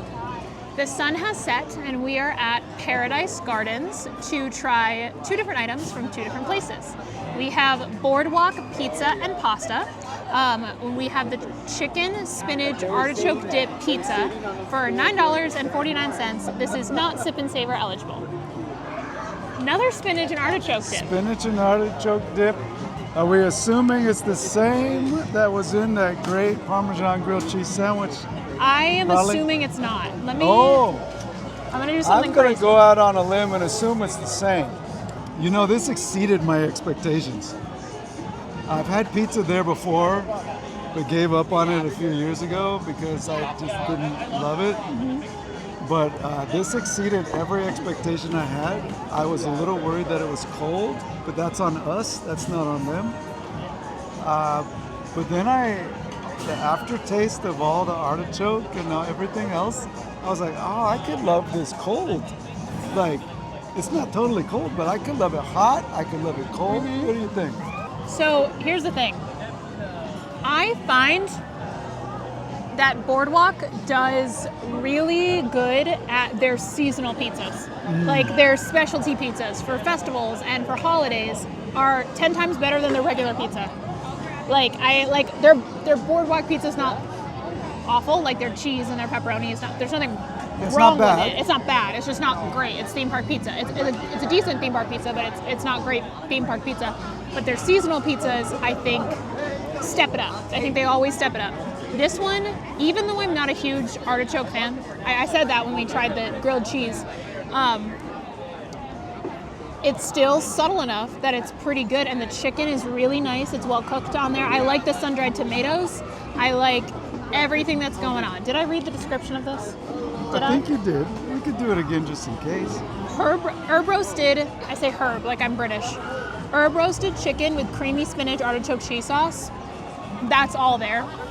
They don't talk about the sun-dried tomatoes that are on there, and they're great, unless they're peppers. No, they're tomatoes. If you didn't tell me that this was spinach artichoke, I wouldn't have known. Yeah, it's kind of just like a veggie chicken pizza. But with big, nice chunks of artichoke on it too. Yeah. That cheesy spinach artichoke sauce, it may not be the same as the I don't think it is. cheese. I would say it's not. Yeah. I think this is less spinach artichoke than the grilled cheese. Yeah. This is more just pizza with artichoke Artichokes. on top. But the flavors go well. Flavors go well. It's a good amount of chicken. It's a good amount of artichoke. That nice puffy crust that's always on the boardwalk pizza. That's like crispy, crunchy, buttery. A good amount of crust underneath that's not rock hard but not super soft either. A nice amount of cheese. That creams. It's a white pizza, so I like the addition of the sun-dried tomatoes on top. And overall, I think it's pretty solid. I'm gonna go with 5. I was gonna say 6, but I wouldn't fight it. I'd go 5. Yeah. You feel 6? Argue to me why this is a 6. Argue to me why this is a 6, not a 5. Because initially, the first bite, like nice textures all the way through, but it was cold, and I wanted it to be hot. But then I realized, well, that's on you, dude, because you waited for the band to finish. Okay, yeah. But we had to wait for the band. The aftertaste was like, oh no, that was really good, kind of cold. And so that, at first I was a 5, and then when the aftertaste brought me back up to a 6. It doesn't have the wow factor of a 7, no way. But I don't know, I'm not going to fight about it. I could land on a high 5. I think I like that's high fives. valid. I honestly think that could be valid. Yeah, but did I win you over with logic, or did the taste justify? Let me give it another. Let me get it another shot. Is this your piece? This is your piece. Tomato. There's no tomatoes. There are. There's sun-dried tomatoes. Oh, yeah. I was paying attention. And like, it's good hot. It's good cold. That means it's a good pizza. Yeah. I wouldn't reach for this necessarily over other pizzas because I don't love artichoke, and I've said that. But it's very solid, especially for theme park pizza. This is artisanal pizza. That's not an argument. And so because it's really solid for being in a theme park, that's a 6. I will agree it's a 6. 6 out of 7 chipmunks for the spinach artichoke that's really just white pizza with some artichoke and spinach. Moving right along to Paradise Garden Grill.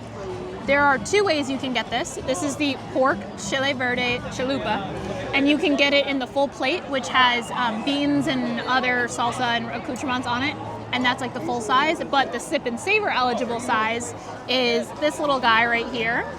And it's $8.49 for the sip and savor portion, and then the full size is $14.99, and that comes with the shredded lettuce, pico de gallo, refried beans, and rice. I'm excited for this. I'm not because of how much we've eaten today, but I bet it's good. I was expecting Taco Bell. It tastes like Taco Bell. No, that is better than Taco Bell. That is better than Taco Bell. It's better than Taco Bell. It's not great. The chalupa shell is a little harder than I expected, even though it fell apart. But all of the flavors. Oh, it's spicy. That has some heat to it. Yeah, I wonder what it is. Did I read what was in it? The heat so comes at the end.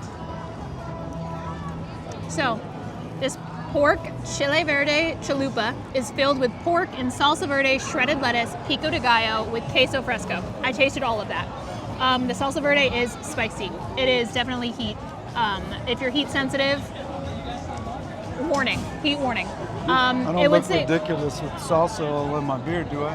No. Okay, good. It's a medium heat, but if you ate the whole thing, your mouth would be, because my mouth is burdened just a little bit from one bite. So, if you like spice, it's a great. Nice amount. If you don't, it might be a little too much for you. Exactly.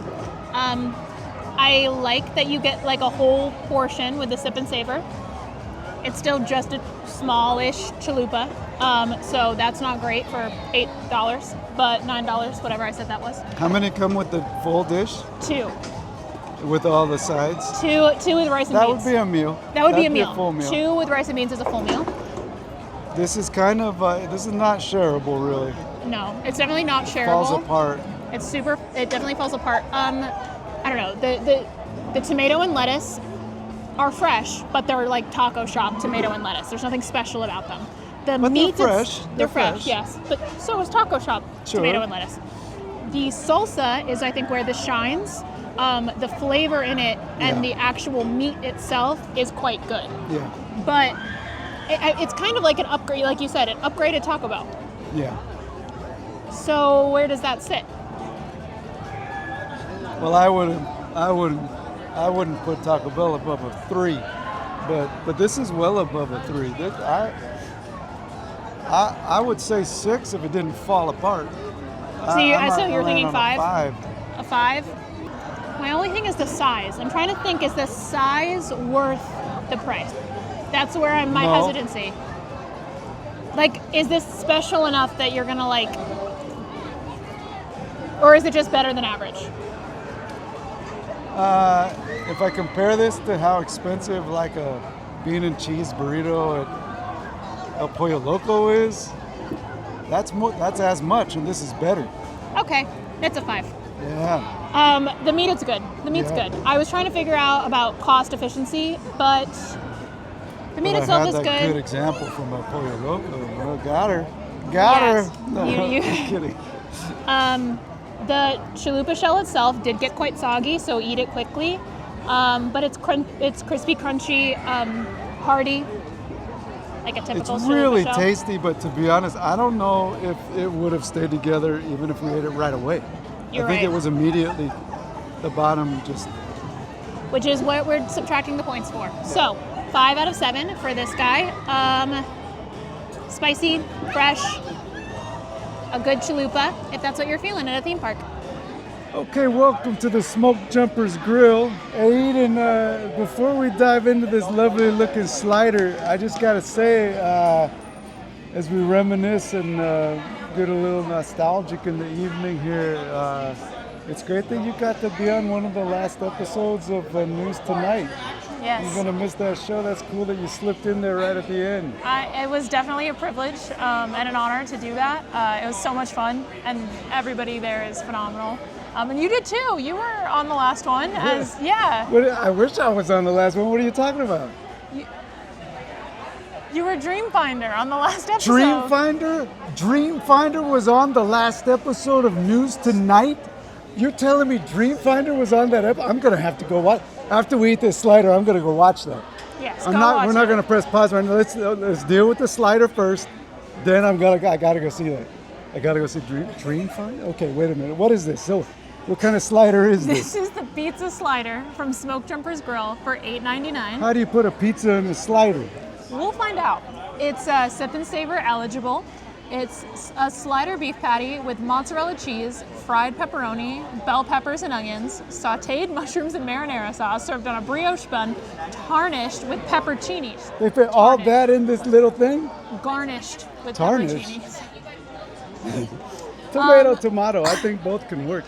A little behind the scenes, this took a very long time to get, and it's probably because they were fitting all of that in this bun. Yeah. That's probably why. Is the bun like Mary Poppins' bag? It could fit all the pizza toppings into it?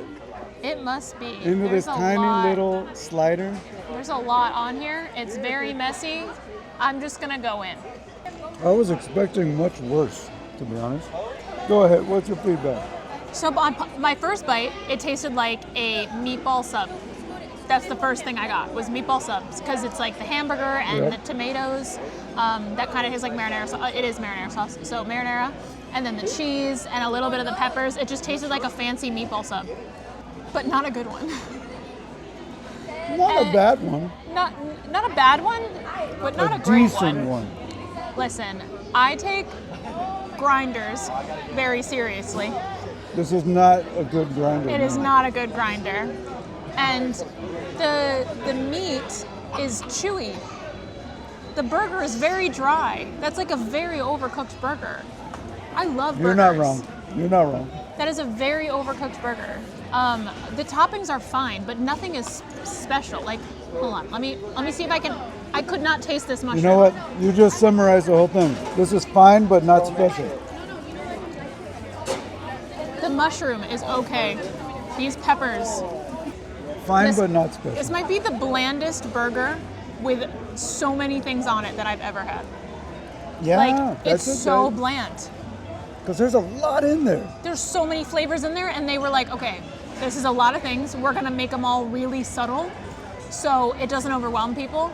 Too subtle. And it gave us nothing. Yeah, too subtle. And it's not just because it's the end of the night. It's really not, because I had high hopes for this. I mean, there might be some bias because everything else had so much more flavor, and this has so little flavor. But that doesn't mean it's good. No, I'm not saying it is. Oh, I hear what you're saying. You're saying it's because our palate has had so many flavors today. It's been overwhelmed all day by everything else. That could be fair. This one's a little underwhelming. I don't know, but it's not bad, but it's underwhelming. It's not good though. Like, I was hoping it would be good. Like, okay, so if you made this with a better burger, it'd be good. I still want to say a 4 instead of a 3. It sounds like you were leaning more like a 2. I'm leaning like a 2 or 3, to be honest. Then we land on 3. This is a 3. All right, I'm grumpy. I'm grumpy at this burger but because that's partly because of how long it took you to get it. You have something there. But it's also because of the meat. You're right. I love burgers. I love all the things on here, and this could have been so good. Like, a fancy meatball marinara sub grinder is delicious. It smelled better than it tasted. Yeah. That's a really bad review. That something smells better than it tastes. Okay, yeah. So this is a 3. Like I said, it could have been better. It had a lot of great qualities. The cheese is fine. The toppings are fine. They're all just very subtle, and the burger is dry. And I hope that we just got a bad one, and I hope that they cook it better other times. This is the first day, so maybe they're just overcooked because they've been sitting on the heat lamp. We have come to the very last item for this video. It's the final countdown. It is the final countdown. Frozen Banoffee banana. Eden had to help me learn how to pronounce Banoffee. I was unfamiliar. Banana toffee. We're at the Clarabelle's. Well, we're sitting in the Starbucks, but we got this from the Clarabelle's hand scooped ice cream. This is sip and savor eligible. Yes, it is. It has milk chocolate dipped frozen banana with toffee pieces, caramel sauce, and white chocolate drizzle. You know, Eden, I thought this would be the first thing we ate today that did not taste like artificial banana, but actually tasted like real banana. But it sounds like there's Banoffee, so there might be some artificial banana and some real banana. We'll see. We shall see. Do you want to take the first bite and we'll deal with the fork and knife later, or do you want to do a fork and knife now? I'm going to go in, but I'm going to eat it like Justin Bieber eats a burrito and go from the side. Do it. Because all of the toppings, that is him, right? There's no Banoffee. Well, I don't know if that's him. Am I making that up, that was a cultural moment that happened where he ate a burrito from the side? I'm going to defer to the younger person here for the pop cultural reference. Do it because you'll get the Banoffee. Come down here. You'll get everything else. I'll go over here. There's no Banoffee on the top. Did you get any banana? A little bit, yeah, okay. Uh-huh. Yep. That's very good. They did a good one on this. I don't love toffee. I don't. I know. That's a very controversial thing to say at Disney. But I don't love toffee. It hurts my teeth. But this doesn't really have a lot of toffee flavor. So that's my one complaint, is that it was slightly dishonest in the fact that, do you taste toffee? Well, it's not toffee. It's Banoffee. But it's this is banana toffee, this piece on top. It's a little bit, whatever they did to make it banana toffee, it's a little bit more airy, more light than regular. It's not as dense as regular toffee. That's definitely toffee. It's definitely hurting my teeth. I just didn't get a lot on my piece. Yeah, I think there's regular toffee and banana toffee. Eat it. It's right there. Eat that chunk. Which one? This one? The white chunk. To me, that's just toffee. I don't taste banana in that. I take back what I said about there not being toffee. There is toffee. There is toffee, but you have to get a piece with a lot of it on there. But there's also the real banana flavor and the artificial. There's both. Somewhere. I didn't taste any artificial banana, to be honest. Is it all real? The only banana I taste is the actual frozen banana. Well, that says something that we're not able to pinpoint it, or at least I'm not able to pinpoint it. Take another bite. Yeah, that is, it's one of the best. I took 2 bites. The second bite was the one that gave me clarity. Yeah, I think it's the best frozen banana I've ever had in the parks. I haven't had a lot. It's good. There's no doubt about it. That's really good. And I don't, as we know from this video, not a big banana person. But because it's real banana, I couldn't eat this whole thing. But I did enjoy that. That is quite good. And if you love a frozen banana, you have to get this. If you like frozen bananas, if frozen bananas are a Disney thing for you, come get this. You will not be disappointed. It's very good. They did a good job. It's the right amount of topping, the right amount of flavor, the right amount of caramel. It's not too sticky. The right amount of toffee. But it's a little hard to eat still. Definitely hard to eat. You'll need a fork too, because even if you eat it normally, it's still gonna fall off. The chocolate shell. The chocolate shell we didn't talk about yet. It's nice. It's a thick milk chocolate. It tastes like real chocolate. It doesn't taste like They also had dark chocolate. They also had a dark chocolate option. I don't know if that was on our list, but he said, would you like dark or milk? And I said, whatever's quicker. But the sign in the front says milk. That tells you how our night's going, with whatever's quicker is the answer. Let's just say they've gotten a little busier as the night has gone on. But they offer dark chocolate too. That's really cool. It looks like there's semi-sweet chocolate on here, like Baker's chocolate pieces or a different kind of chocolate because it's darker. I'd give that a solid 6. I am in agreement. Because if it was easier to eat, I might give it a 7. But it's kind of hard to eat. I know, you got to take points off for deliverability. Yes, that's exactly the word I was looking for. The delivery method to the mouth.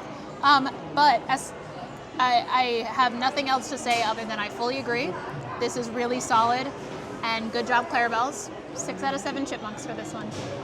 Well, that is the last item that we have for today. And before we say goodbye to you, I want to talk about just a little bit about the disclosure. We were invited as media guests to this event. Not yesterday. Yesterday was just the soft open, but today we were invited, open day media guests. And so what comes with that is that we are given a sip and savor pass, each of us, for 8 items, and that's complimentary to us when we come into the park. But that does not include any contingencies or strings attached to how we review items or what we think or anything like that. Disney doesn't ask us to go one way or another. They just invite us and give us that sip and savor as a way to test out the food at the festival. So that's just something that we want to disclose, of course, but doesn't affect our ratings in any way. But we thank Disney so much, festival after festival, for inviting us back, because we have a great time doing this and we love sharing all of this food with you and getting to tell you about all the yummy stuff we get to try. Indeed. Solid. How do you feel? How is this was your first full food video, right? I am far less tired than I expected to be. Okay, I'll take that as a I am compliment. far less nauseous than I expected to be. Great. I have far less, I have no gastrointestinal distress like I anticipated. Great. Is this still being recorded? Yeah. Oh, we're still, hello out there in TV land. Well, that I didn't realize she pressed record again, so that was my brutal honesty. That's all you get from this guy. Yeah. What do you think? How do you feel? Thank you so much for joining me. Yeah. It's been absolutely lovely. I had a great time. I do, however, think that overall, let me ask you this before I say what I was going to say. If you could rate the entire festival out of 7, all the food we ate today. I know you didn't have the booths, but you had some of the booth food at the media event, so you got to try some of it. I love this festival. I come to this festival every year since they've had it here. And so I get most of the food most years. I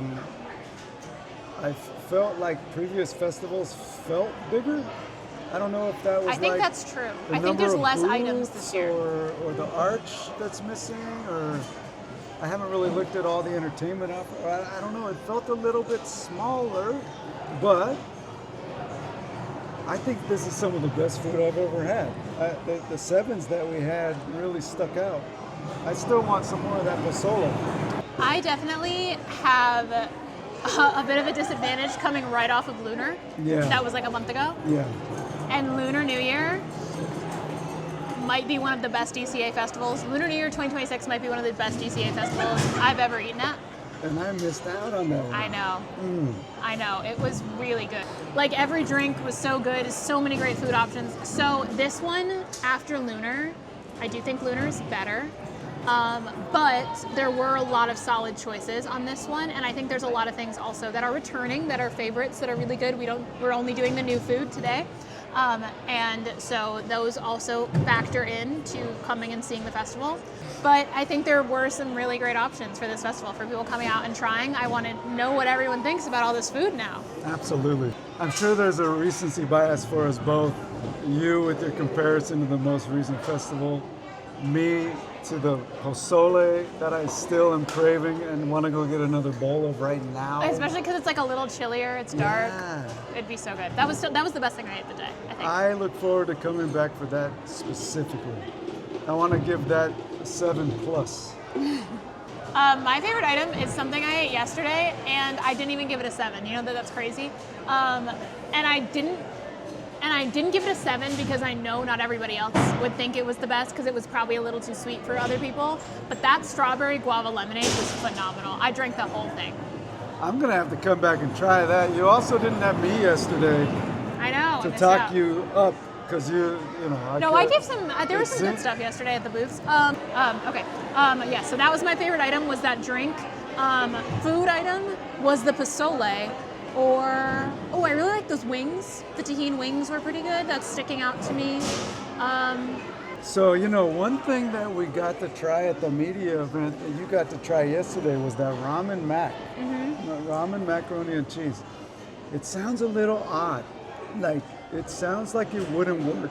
And I was a little concerned. That was my thought as well. But they served it at the media event, and it was really good. It was like, I was pleasantly surprised. They executed that well, and we got to see a demo of it, so that was really cool. The chef Some making behind it the right scenes. there. We got to see a demo of them making it. It was pretty good. I think I gave that a decent rating. I thought it was pretty good. Like I said, it's not my go-to flavor profile, but I think they did a good job and with the way it. they put the fish something. cakes, kind of a hidden Mickey. The fish cakes are a hidden Mickey, and I Yeah. didn't notice that yesterday, and the chef told us that today. So that's a fun tidbit, that the ramen makes a hidden Mickey. So that's really cool. So ranking out of 7, how would you rank this festival? This version of this year festival? For me, it is a 5. I would say a 6. Why do you say 5 instead of 6? Because how do you I would like have it? given Lunar New Year a 7, and this one is not the same. A high 6 or a 7. Okay, so yeah, I think I just didn't like as many. There's a lot of spinach artichoke and a lot of banana, and neither of those are like my favorites. So me personally, we're talking personal bias now. We gave all of our rankings for wider universal appeal. My personal ranking, this is a 5 for me. Okay, I'll land on 5 with you. No, you can No, be no, a 6. no. I'll land on 5 with you because I was only rating the food, and the fact that the festival feels a little smaller or less than, that's why it's a 5.